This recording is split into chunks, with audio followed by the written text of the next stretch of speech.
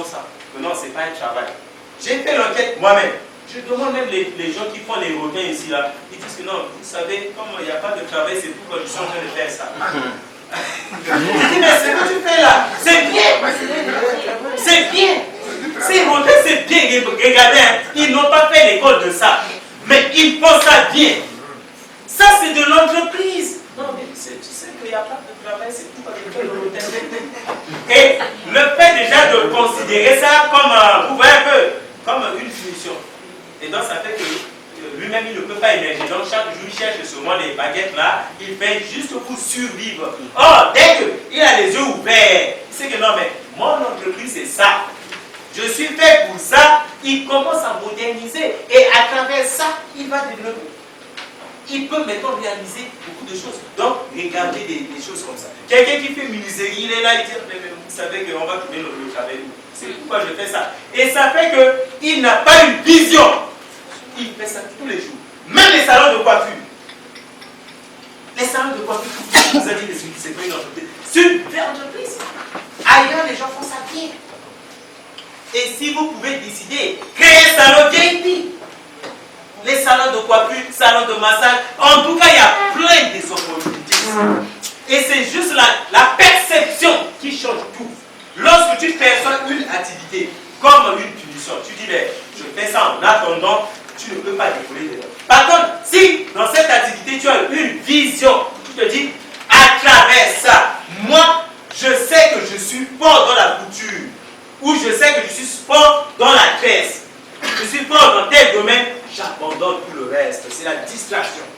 Maintenant, je me donne à fond. Si vous êtes né sur cette terre-là, au moins Dieu a un projet pour vous.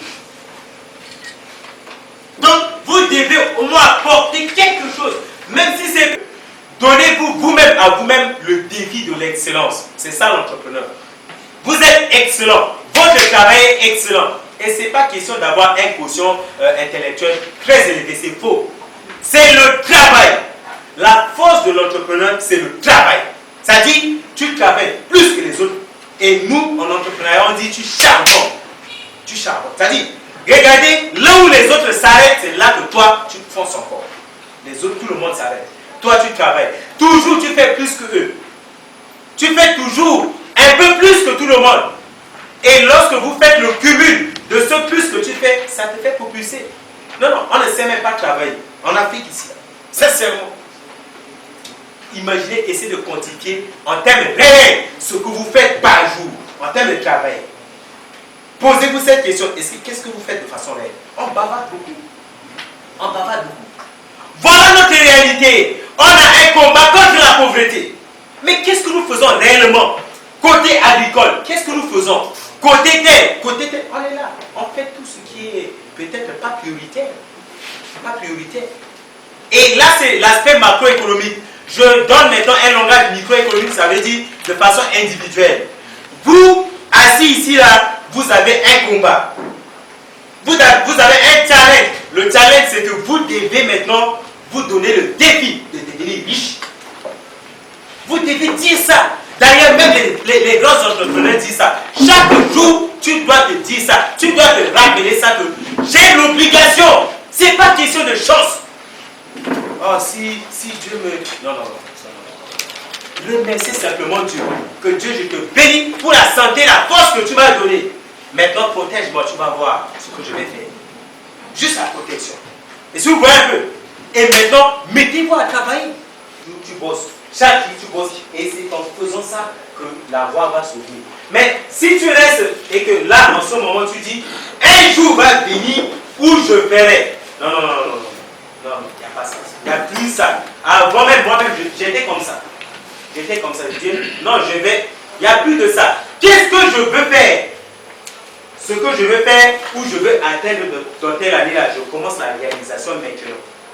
Maintenant, si je suis couturier, je commence à inventer à sortir. Mais si tu attends, tu dis, il me faut d'abord avoir toutes les machines et ainsi de suite, pour commencer, c'est plus possible. Donc, voilà ce que vous devez vraiment faire. Et douleur en inspiration. On va dire ensemble. L'entrepreneur, c'est une personne qui transforme cette douleur en quoi? En inspiration. Plus fort, plus fort. L'entrepreneur, c'est cette personne qui transforme ses douleurs en quoi? En inspiration. Votre douleur doit vous inspirer.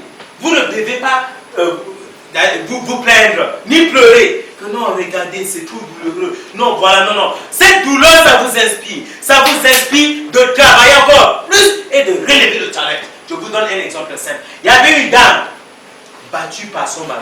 Et le mari devient ivrogne. Et si vous voyez un peu, ivre, tous les jours. Au lieu de rester même dans cet état, en plus de ça, il prend son salaire, ça finit après une semaine. Et il boit. Et au point où il est devenu désagréable. Que même ses beaux-parents de la femme sont venus dire, ma belle, notre belle-fille, va chez toi. Parce que le mari devient désagréable. Au moins, rentre chez toi pour refaire ta vie. La femme dit, je ne vais pas partir, je vais rester. Je vais aider mon mari. Et c'est tout le quartier qui se moque de cette femme. Parce que le mari est devenu désagréable avec l'alcool. La femme commence à quitter la boisson. C'est là que tout le monde est surpris. Mais qu'est-ce que tu as fait avec ton mari? Tu dis non, je faisais comme ça, comme ça, comme ça. Et les gens commencent à dire non, mais regardez, va auprès de cette dame-là, elle va te conseiller. Si tu as quelqu'un qui est ivre. Et c'est comme ça que la dame commence à conseiller. Et si vous voyez un peu. Et c'est là qu'elle conseille, ça marche. Elle conseille, ça marche. C'est là que le mari dit attends. Ton histoire là, c'est un business. Tu donnes seulement le conseil gratuitement là, c'est pas bon. Donc, on crée un cabinet de consulting. Et donc, ça devient un cabinet de consulting. Tu viens, tu t'enregistres et puis voilà. Et maintenant, elle arrange son truc. Et là, elle a plein de gens. Lorsqu'elle commence à faire la publicité, plein de gens commencent à venir. Non, on a quelqu'un qui note. Il dort avec la boisson. La dame dit, viens avec le monsieur. Et comme ça, finalement, la dame trouve maintenant son vrai chemin à travers ça. Et c'est grâce maintenant aux revenus générés par ce consulting que ce couple-là a conçu maintenant leur vraie maison. Ils ont maintenant payé les écoles de leurs enfants. Ils ont maintenant un vrai travail. Le mari même travaille dans ce consulting-là. Et donc, vous voyez, c'était une douleur. Et si vous voyez un peu, mais la dame s'est inspirée. Ça donne quelle inspiration? Derrière la douleur là, il y a quelque chose de bien qui est caché. Si la dame avait abandonné le mari, elle avait plein de droits, elle avait raison. Mais c'était son cadeau là qui a été caché. C'est pourquoi en entrepreneuriat, on vous dit, quelle que soit la douleur à laquelle vous faites face là, derrière ça, il y a quelque chose de bien. Et si vous voyez un peu, il y a quelque chose de bien. Même les autres abandonnent. Les autres abandonnent. Vous devez dire non. Cette douleur là, ça m'inspire. Il y a quelque chose, c'est pas venu gratuitement. Derrière ça, il y a quelque chose de bien qui est caché. Et cette chose-là, c'est quoi? Voilà. Pour découvrir cette chose, c'est à travers la méditation. Et si vous voyez un peu, vous ne devez pas vous plaindre.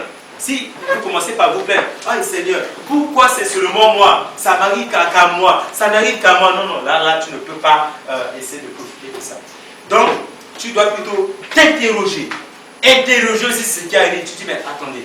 Pourquoi c'est arrivé? Et en ce moment précis, peut-être il y a quelque chose. Tu commences à te poser des questions comme ça, ça va t'ouvrir une voie. C'est pourquoi nous, les entrepreneurs, on dit les douleurs là, ce sont des inspirations. Ça ne doit pas nous freiner. Ça ne doit pas nous faire pleurer. Et c'est pour tout le monde a compris le sens. Que vous le voulez ou non, si vous rentrez dans l'aventure entrepreneuriale là, il y a plein de douleurs. Ah, je ne vais pas vous dire que non, tout est rose. Non, c'est faux. Là, ça c'est du mensonge. Il y a plus que de douleur. Mais ceux qui abandonnent, c'est ceux qui n'ont pas compris cette phrase-là. Ils abandonnent. Et nous, les entrepreneurs, on supporte. Et lorsque maintenant tu deviens grand, les gens disent qu'il a fait la magie. Le monde va dire il a fait la magie. Le monsieur là, la dame là, qui était ici là, non, c'était la magie. Or, toi, tu endures. Eux, en face de douleur, ils abandonnent. Et si vous voyez un peu, voilà, c'est ça. Et le dernier, on va aussi dire ça ensemble. L'entrepreneur, c'est des expériences. J'ai fait plein d'échecs, moi. Je ne vais pas vous mentir pour que... Il y a des parents qui disent toujours à leurs enfants, vous savez, je suis toujours bien. Je dis non, expliquez vos échecs aussi à vos enfants. Et si vous voyez un peu, ça peut les inspirer pour qu'ils puissent éviter. Voilà. Et nous, en entrepreneuriat, on dit ça. Les échecs et les erreurs du passé, là, ce sont des expériences. Personne ne doit venir vous dire que non, mais monsieur, madame, tu sais, tu as fait plein